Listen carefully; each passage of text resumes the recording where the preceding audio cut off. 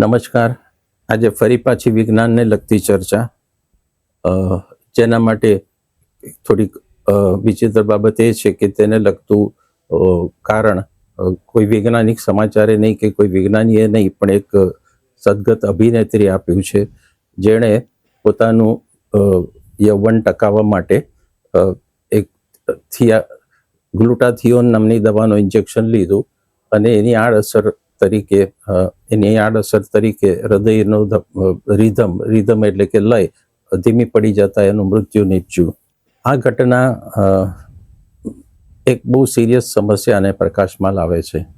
દુનિયાભરમાં એક હવા ચાલી છે યૌવન ટકાવવાની, વૃદ્ધત્વ ઓછું કરવાની. એટલું જ નહીં, પણ વયોવૃદ્ધિનો માં રિવર્સ ગિયર પણ બેસાડવાની કોઈ પણ જાતની દવા વડે, જે આમ તો શક્ય નથી. પણ અત્યારે ભારતની વાત કરો તો ભારતમાં એન્ટી એજિંગ દવાઓનું બજાર $2.5 અબજ છે. હું ડોલરના હિસાબે કહી રહ્યો છું, અને દુનિયાભરમાં $75 અબજ જેટલું છે. હવે ગ્લુટાથિયોન દવાની એક આડઅસર એ થતી હોય છે કે ધમનીઓને પહોળી કરી નાખે. ધમનીઓ પહોળી થાય, ધમનીઓ સ્થિતિસ્થાપક છે, એ પહોળી થાય એટલે હૃદયે વધારે દબાણ કરવું ના પડે, બ્લડ પ્રેશર એકદમ લો થઈ જાય, અને પછી આ ક્રમ લાંબો સમય ચાલ્યા કરે ઓછા બ્લડ પ્રેશરનો, ત્યારે હૃદયની રીધમ તૂટે, એક લય તૂટે, અને ક્યારેક એવું પણ થાય કે લય એટલી હદે તૂટી જાય કે હૃદયનું કામગીરી બંધ પડી જાય. હવે આ બધી દવાઓ જે છે બજારમાં વેચાય છે, એ કિડની પર, લીવર પર, ફેફસા પર અને હૃદય અને પાચન તંત્ર પર તથા બીજા અવયવો પર અત્યંત માઠી અસર કરતી હોય છે. હું તમને એક પુસ્તક બતાવી રહ્યો છું, જે મેં મારા ગ્રંથાલયમાંથી કઢાવ્યું છે. આ પુસ્તક મેં 2 વર્ષ પહેલાં વાંચ્યું હતું. 2 વર્ષ પહેલાં વાંચ્યા પછી મેં જોયું કે મોટાભાગના સૌંદર્ય પ્રસાધનો અને તે ઉપરાંત એન્ટી એજિંગ એજન્ટ્સ જે કહેવાતી હોય, એ બધી દવાઓ બહુ જ ખરાબ આડઅસર પેદા કરતી હોય છે. અને એ બધી દવાઓની યાદીમાં, આ પુસ્તકમાં આ બધી દવાઓને લગતી જે યાદી છે એ 75 પાનામાં લંબાઈ છે.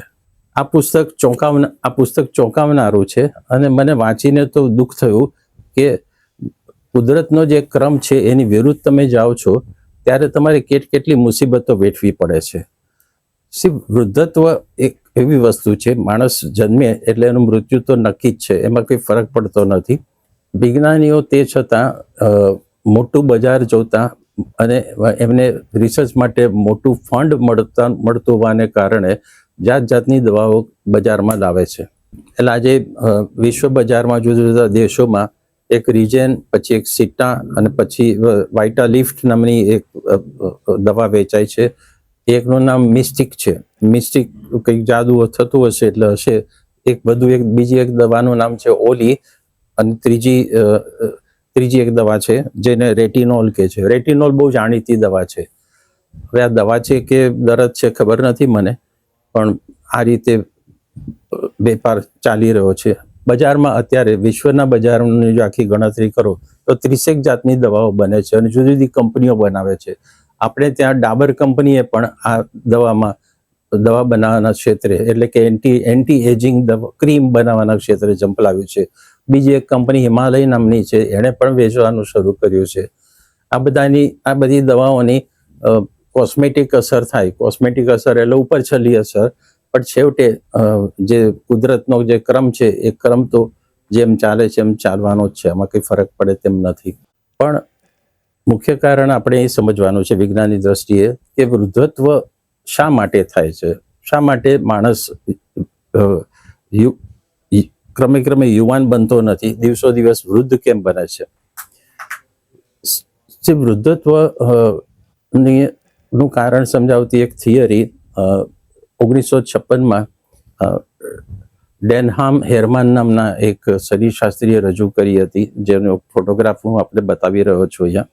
ઓક્સિજનની હાજરીમાં જે ચયાપચયની ક્રિયા થાય અને જે ખોરાકનું જે દહન થાય, એમાં ફ્રી રેડિકલ્સ, એની આડે પેદાશ તરીકે ફ્રી રેડિકલ્સ પેદા થતા હોય છે. ફ્રી રેડિકલ્સ એવા રેણુઓ છે કે જેમના આઉટર ઓર્બિટમાં એટલે કે એમની બાહ્ય ભ્રમણ કક્ષામાં અણુનાભીની બાહ્ય ભ્રમણ કક્ષામાં એક ઇલેક્ટ્રોન ખૂટતો હોય છે. એ જોડીમાં હોવો જોઈએ પણ જોડી હોતી નથી, એક ઇલેક્ટ્રોન ખૂટતો હોય છે.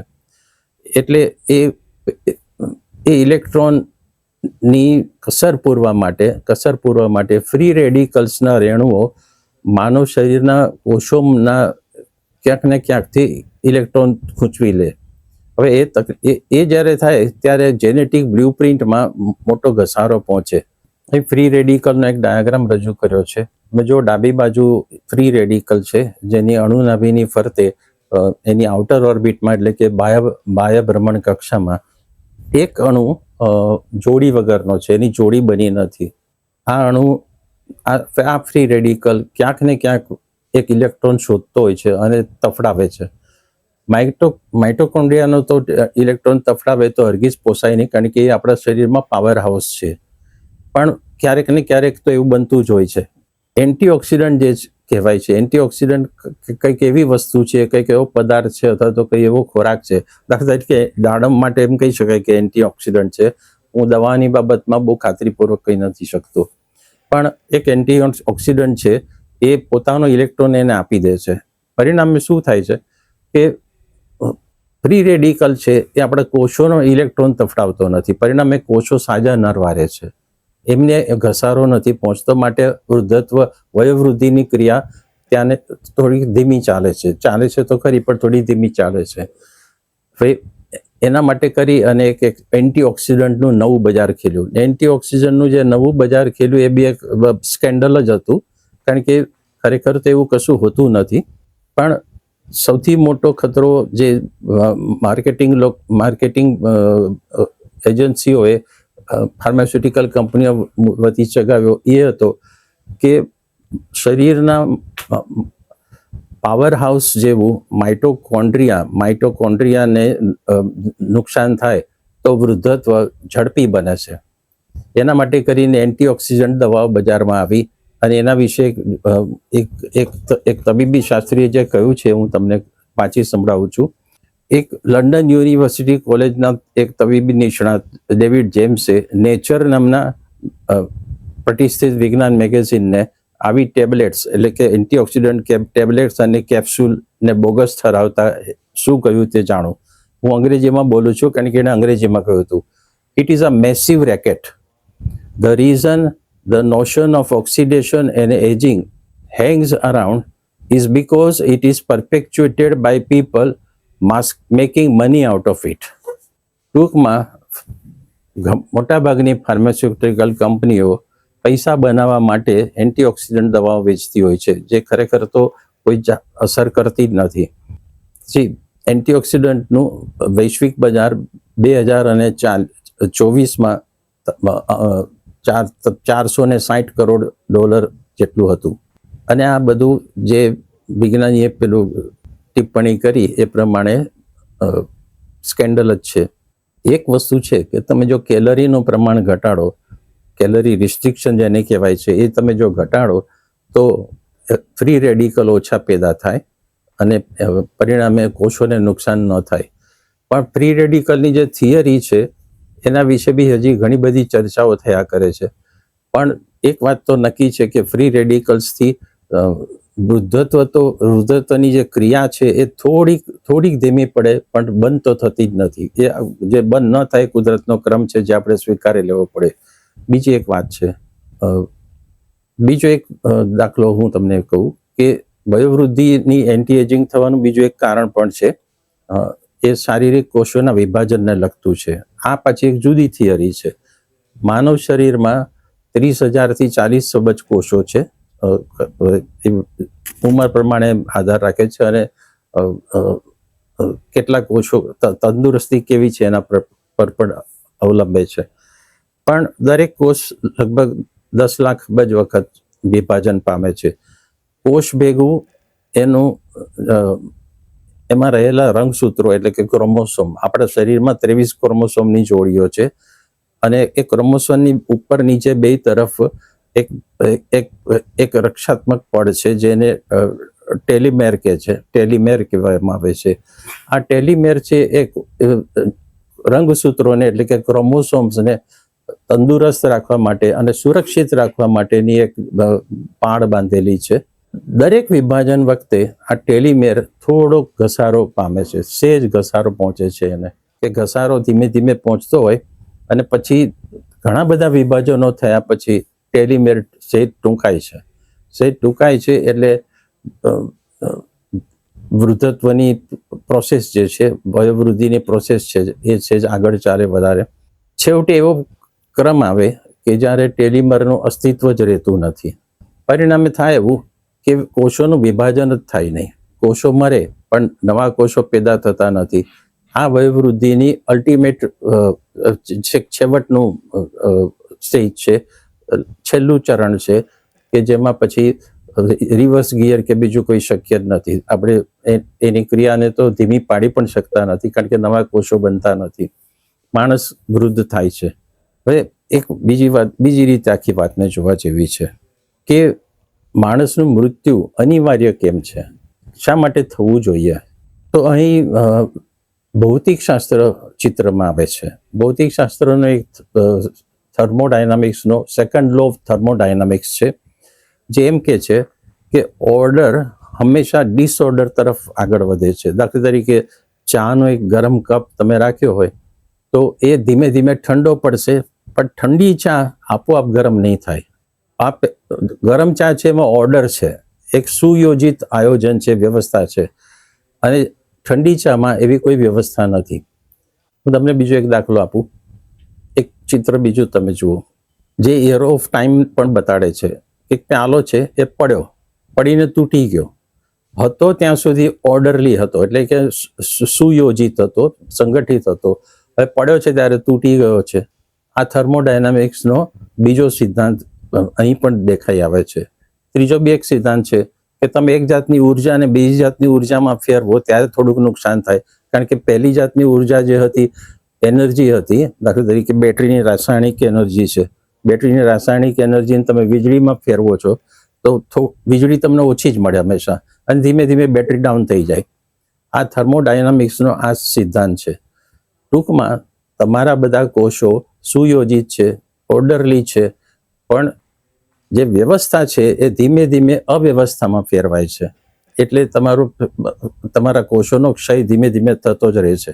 આ થર્મોડાયનામિક્સના સિદ્ધાંતમાંથી કોઈ દિવસ છૂટી નહીં શકાય, અને એટલા માટે જ અખંડ ગતિ યંત્રો કદી બન્યા નથી અને કદી બનવાના નથી.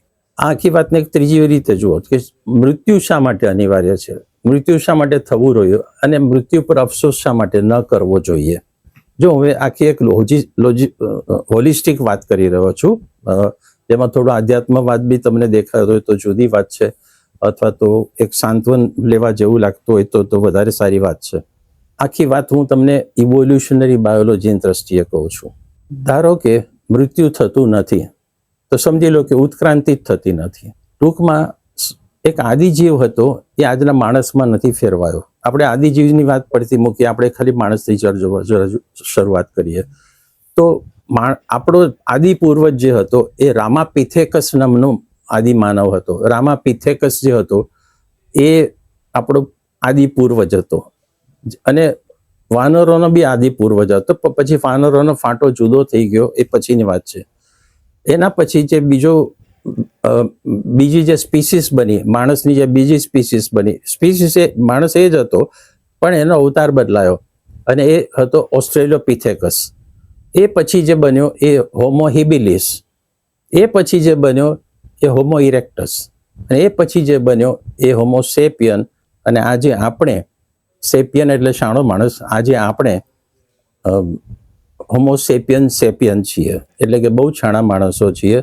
જો કે આ એજિંગની બાબતમાં જે કંઈ બની રહ્યું છે એમાં શાણ પણ મને નથી દેખાતું.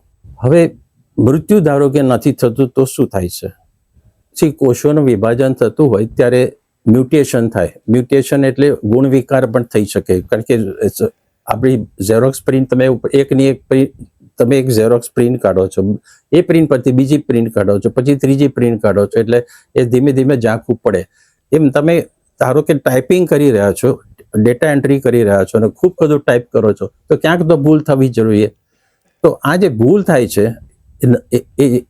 ડીએનએના ફાંટા પડે છે અને ત્યાં જે ભૂલ થઈ રહી જાય છે એ ભૂલને મ્યુટેશન કહે છે, ગુણ વિકાર કહે. હવે ગુણ વિકાર સકારાત્મક બી હોય, મ્યુટેશન સકારાત્મક બી હોય અને નકારાત્મક પણ હોય.